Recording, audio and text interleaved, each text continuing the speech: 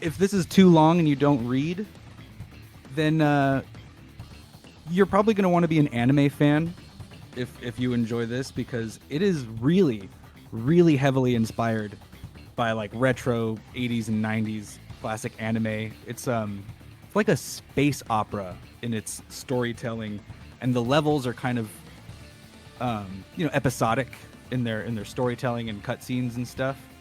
Uh, Basically, you got AI that's gone crazy and removed most of civilization in a matter of 3 days. Oh But shit. humanity has found one last spacefaring vessel to, send to the stars, and one pilot left on Earth that can pilot it. So her name is Nadia, I think. And but yeah, this is a like arcade style shooter. There's something like 5 levels, but a lot of replayability in how the story progresses and stuff. Like, could this be like a suicide mission more or less? And it has some roguelite elements. Imagine, Star Fox 64, but with roguelite elements and a Okay. cool Okay. So it's aesthetic. a. So this is just a straight up rail shooter then, right? Yes, This is what that we're is. It looking is at. on a train track. It's not res. You don't need to look around 360 like it's a Panzer Oh, okay. Dragoon. Um, yeah, so you're just piloting around sort of on the rails, and there's some pretty cool mechanics, a lot of fun upgrades, some interesting customizations that you can unlock, and part of the story is getting all of the weapons online, and it's like, does that play into the roguelite part of it? But there's some call signs such as Weeb, Weeaboo, and Sephiroth is one of the call signs. The description is one-winged angel because somebody realizes that every game should have Sephiroth in it. Um, Absolutely one out, one for the anime fans. Sounds like this game yeah, is absolutely for the anime fans. Just by looking at it, you're seeing it on the B-roll right now, and I gotta say, Drix, these visuals. I said it when we were when you were streaming. These visuals look incredible, but now that I'm like actually getting to see it crisp, with a more crisp fidelity. Wow, like yeah, it's worth playing on the PS5 or on the PC when it arrives. It's coming out for the Switch as well, but yeah, I don't. It looks great, and PlayStation Store says PS5 Pro enhanced too. ooh. So hey, there you go. But yeah, looks great on PS5. Did you have any Loving the controller? soundtrack. Was there anything Like, with the controller on the PS5? oh, the haptic feedback is pretty insane. The different weapons feel differently, and you're pretty much anytime you're firing, there's pressure on your fingers. If you might even get a little tired after playing for hours, like Oh I may or may shit. not have done. Um, and yeah, you'll feel it in your hands how the weapons shoot differently, and it's like rumbling. The speaker is just going off with radio communications from your team back on Earth, and the combos are really fun. So there's AI person commending you when you do awesome things. You'll probably see it on like the left side, like awesome, great job, passable. Um, so So much it fun kind to of link stuff leans together into because that arcade feel. Like it really leans into all that. Like, is there like a big score attack yeah, element? talk about bringing the arcade home when you feel the rumble behind your shots, Haha. and you're hearing noise from different places. Oh But yeah. yeah, great soundtrack.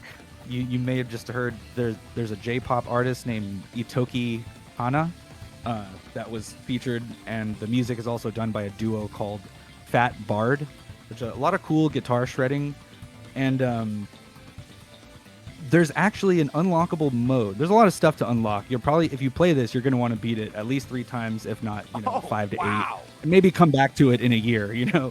If this is, if you were, Yeah. I happen to be really hankering for a train track like Star Fox shooter, so this really just like hit the mark for me because I was like craving one. I was like, oh, which franchise and IP will make another one of these? Because I could really go for one of those right now. Or do I just And load this up came Star along at- Fox 64 on Switch Online, right? Like, Yeah, old reliable, pretty much. That's the other option. But yeah, and there is a retro mode where ooh, because there's already a lot of like kind of nostalgia pilled like video effects, film grain, and VHS tape things going on. It's like you just picked up an anime VHS like at the pawn shop or something, thrift that's store. actually sick. But there's a retro mode that changes the soundtrack, and it becomes like this sharp 8600 music that I'm playing in the background right now, and it's an old chip sounds that is perfect CFM radio music. I tell you what. Wait, But, but hold on. So oh. wait a minute. The entire soundtrack flips? Yeah, and it's the same compositions, but they ran them through their favorite chip tracking software, and they programmed a whole other version of the soundtrack for us to enjoy. Oh. I mean, for me, like that's my replayability right there.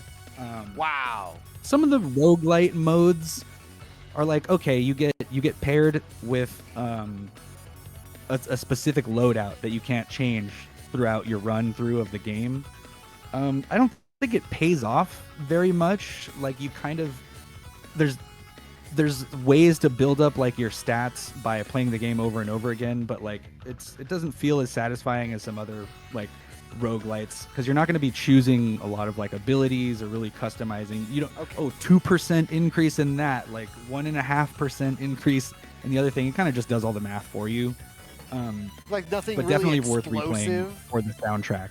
Like no explosive changes, Yeah. like or anything like that. You kind of you're gonna if you play it 3 times, get all the different story endings, you're gonna pretty much unlock everything.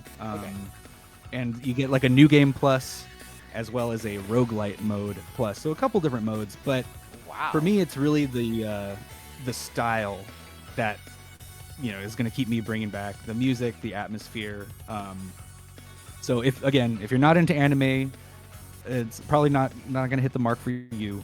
It's pretty much Vector was saying this earlier and it really hit the mark. It's what Ace Combat and Macross. Yep. Like that hits the anime mark. Macross action, like before you transform into like your robot, and then you have like that Ace Combat drama, because like I'm looking at, like you can see it on the B-roll, like you look at these characters who are talking with you, and they're like, the drama is heavy, and from Drix, from what you're telling me, that dialogue comes in through the controller.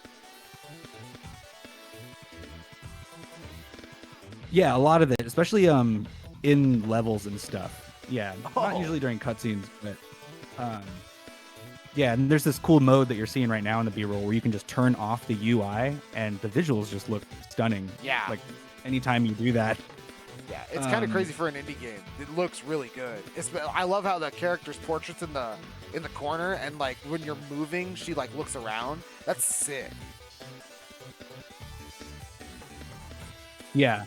Yeah, and really good voice acting too. Some top-notch voice actors. I'm gonna play it again, but in Japanese, so I can hear some of the cast from other animes and stuff. There's like, cast. Oh, I think I have it open right here, from like Evangelion, or the American cast is from Overwatch, League of Legends, Marvel Avengers. Japanese talent from Neon Genesis, Evangelion, Gundam, Sailor Moon, Naruto, and One Piece. So star-studded. They go so heavy into the anime realm, So that's pretty much its only downfall. There's a couple loud sound effects that I noticed that maybe I would have mixed that differently. But yeah, like I had to like adjust the volume a bit during the stream because there's like a couple specific ricochet shots that are just like, whoa, yeah, they go kablooey. Crazy loud. Yeah, I get it. I'm not doing damage. They really reinforce that and drive that home. But yeah, all in all, I love this. This is a really great game for me, but I'm going to give it a 4 out of 5. All right, so definitely a solid, definitely gameplay-wise solid. God, the visuals look great, but it definitely leans heavy into the anime. So I definitely understand what you mean by if you're not into anime, you may really not. This might not hit for you because, boy, oh boy, it doesn't really lean into that. Because like I don't know if you see it in this B-roll, but like there are even like Yeah. like mobile suits, like mecha enemies and stuff like that.